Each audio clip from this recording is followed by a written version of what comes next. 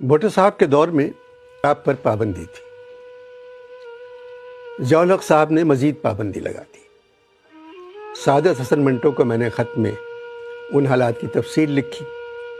منٹو کا جواب آیا. منٹو کو خط میں نے صدر ضیاء الحق کے دور میں لکھا تھا.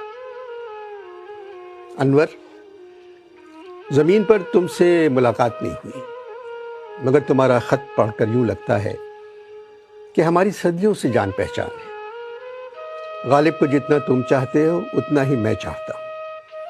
ہندوستان میں جو فلم مرزا غالب بنی تھی وہ کہانی میں نے لکھی تھی. سریا مجھے پسند تھی، مگر مجھے معلوم نہیں تھا بھارت بھوشن مرزا غالب کا کردار ادا کریں گے.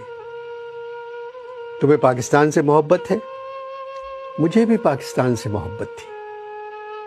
پارٹیشن کے بعد عصمت چغتائی نے مجھ سے کہا، آپ پاکستان جا کر کیا کریں گے؟ میں نے کہا، عصمت، وہاں ہم ہی ہم ہوں گے. مگر میں پاکستان بننے کے 8 سال بعد دنیا چھوڑ آیا. عمر کیا تھی میری؟ 43 برس. مختلف افسانے لکھنے پر مجھے کئی دفعہ جیل ہوئی. جب بھی کبھی میں نے معقول افسانہ لکھا مجھے جیل جانا پڑا. تم نے اپنے خط میں لکھا ہے، ضیاء الحق صاحب نے شراب پر مزید پابندی عائد کر دی ہے. پاکستان میں اگر 2 لاکھ انسان شراب پیتے تھے تو دیکھنا پابندی لگنے کے بعد 2 کروڑ انسان شراب پیئیں گے. بات سنو، اگر تم لوگ چاہتے ہو کسی چیز کو ختم کرنا تو اس کی طرف دھیان دینا چھوڑ دو، وہ خود بخود ختم ہو جائے گی. دیکھو، میں نے اپنی صحت کی طرف دھیان نہیں دیا، خود بخود ختم ہو گئی.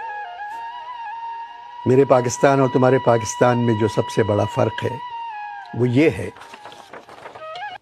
میرے زمانے میں لوگ گھروں میں نماز پڑھتے تھے اور گھر سے باہر جا کر شراب پیتے تھے. اب تمہارے پاکستان میں لوگ باہر جا کر نماز پڑھتے ہیں تاکہ دوسرے لوگ انہیں مسجد جاتا ہوا دیکھ لیں، اور شراب اپنے اپنے گھروں میں اپنے والدین اور بچوں کے سامنے پینے لگے. مجھ پر الزام تھا میں فحش لکھتا ہوں. تم بتاؤ، اس تہذیب پہ کپڑے کس طرح اتارتا جو پہلے سے ننگی تھی. میں معاشرے میں بکھری ہوئی غلاظت پر سفیدی کرنے کے بجائے غلاظت کو دیکھتا تھا اور لکھ دیتا تھا. ان لوگوں نے ایک محلے میں لوگوں کے جانے پر پابندی لگائی. نتیجہ کیا نکلا؟ وہ محلہ تو خالی ہو گیا، مگر لاہور میں بڑی بڑی سوسائٹیاں محلہ بن گئی. میں ہیرا منڈی جا کر عورتوں سے ان کی کہانیاں سنتا تھا، وہی کہانیاں میری تحریر بن جاتی تھی. میرا دوست صرف میرا قلم تھا، مرتے دم تک اس نے ساتھ نہیں چھوڑا. میں تم سے صرف اتنا کہنا چاہتا ہوں، اس معاشرے میں جو بھی بات تمہیں گھناؤنی نظر آئے اس کے بارے میں ضرور لکھنا. اور مجھے بہت سو نے بتایا ہے تم لکھتے بھی ہو اور منہ پر بھی کہہ دیتے ہو. انور، میں نے کبھی جھوٹ نہیں بولا. تمہارے یہاں کوئی سچ نہیں بولتا. طوائفوں سے میری دوستی صرف اس لیے تھی کہ وہ سچ بولتی تھی، جو کچھ ان پہ گزرتی تھی وہ بیان کر دیتی تھی.